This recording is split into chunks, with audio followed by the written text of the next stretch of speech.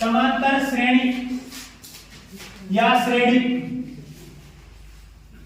समांतर श्रेणी।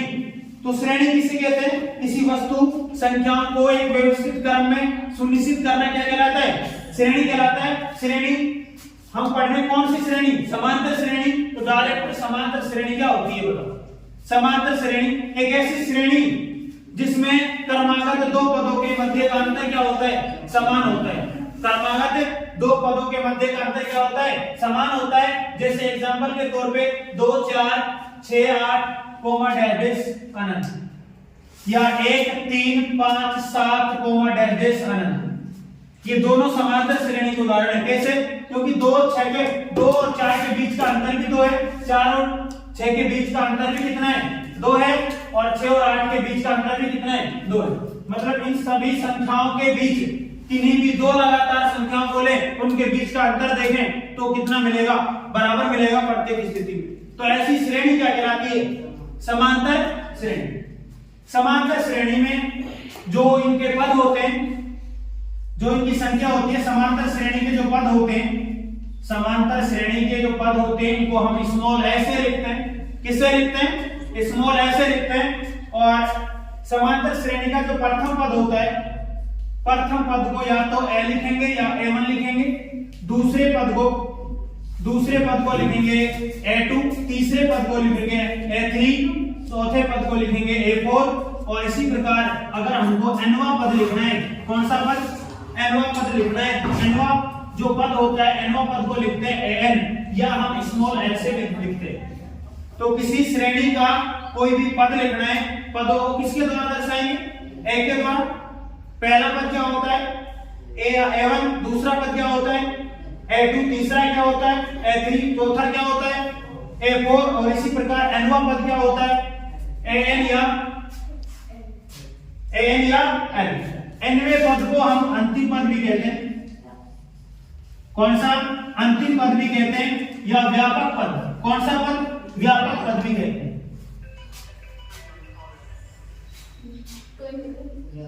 कोई बात नहीं, इधर देखो। भाई इसके बाद ये हो गए समांतर श्रेणी की परिभाषा, समांतर श्रेणी के पद। अब समांतर श्रेणी में जो एक होता है सार्वंतर। क्या होता है? सार्वंतर। सार्वंतर को स्मॉल डी से व्यक्त करते हैं। सार्वंतर क्या होता है? किसी समांतर श्रेणी में क्रमागत दो पदों के मध्य का अंतर क्या कहलाता है? सार्वंतर कहलाता है। इसको डी से व्यक्त करते हैं, और डी का सूत्र होता है, सार्वंतर का सूत्र होता है a2 - a1 या a3 - a2 या a4 - a3। मतलब जो सार्वंतर होता है वो लगातार दो पदों के मध्य का अंतर होता है, और हमेशा अगले पद में से पिछला पद घटाया जाता है। क्या ज्ञात करते हैं? सार्वंतर। और जो हमारा समांतर श्रेणी है, समांतर श्रेणी को दर्शाते हैं हम AP से। किससे दर्शाते हैं? AP से दर्शाते हैं।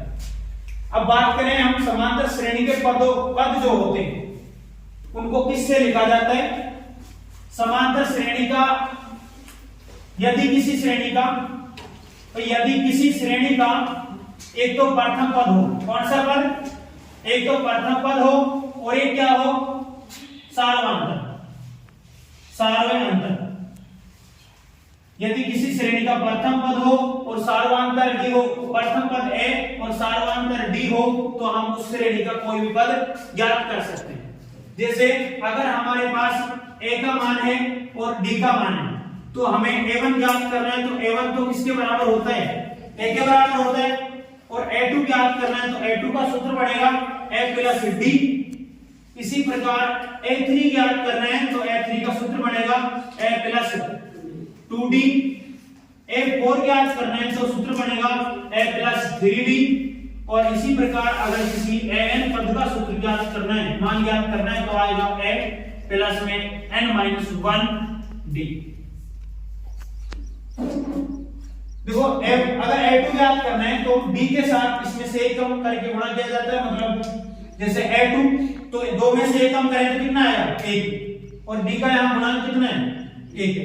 तो मतलब किसी भी पद को ज्ञात करेंगे, मान के चलो हम 10वां पद ज्ञात कर रहे हैं, कौन सा पद ज्ञात कर रहे हैं, 10वां पद ज्ञात कर रहे हैं, तो हमेशा a प्लस डी तो आएगा, a प्लस डी तो आएगा, लेकिन पद कौन सा ज्ञात कर रहे हैं, 10वां पद ज्ञात कर रहे हैं, तो डी के साथ एक कम करके लिख दिया जाएगा, तो कितना हो जाएगा 10वें पद का सूत्र a प्लस नोटिंग।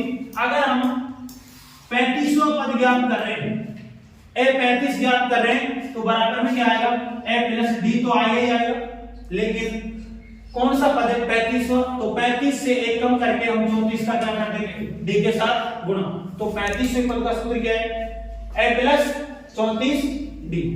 तो ये अंतिम पद है an, अंतिम पद बराबर क्या है, a plus n minus 1 D. जो यहां n आया है, n बराबर होती है पदों की संख्या, पदों की संख्या कि समांतर श्रेणी में पद कितने, पदों की संख्या को किससे लिखेंगे, n से। इसके बाद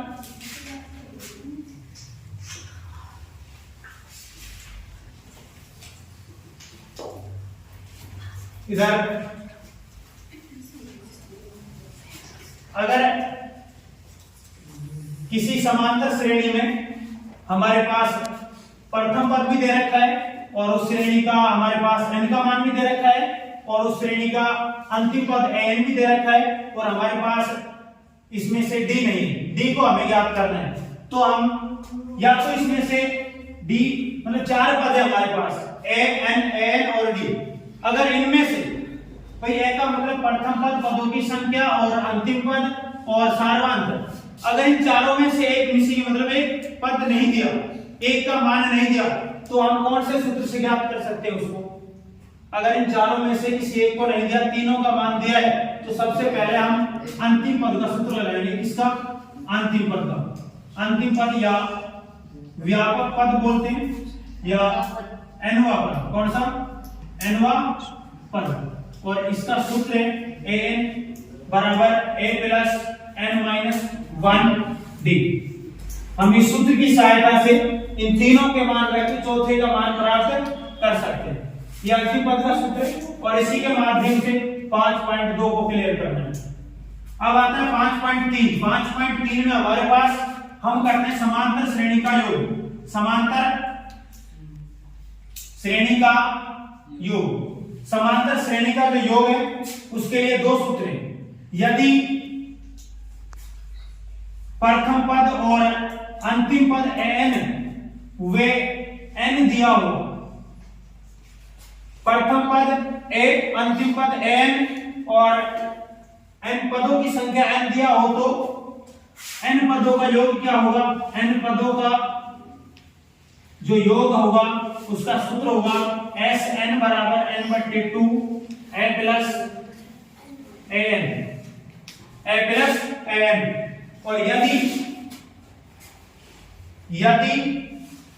एक तो दिया हो प्रथम पद, एक दिया हो n और एक दिया हो d सारवांतर, तो जो n पदों का योग होगा, n पदों का योग बराबर होगा Sn बराबर n/2 2a plus n-1 d। तो दो कंडीशन है समांतर श्रेणी का योग ज्ञात करने के लिए। यदि प्रथम पद, अंतिम पद और पदों की संख्या दी है तो n पदों का योग Sn बराबर n/2 a प्लस n होगा। अगर प्रथम पद n पदों की संख्या है और सारवांतर दे रखा है d, तो n पदों का जो योग होगा Sn बराबर n/2 2a plus n-1 d।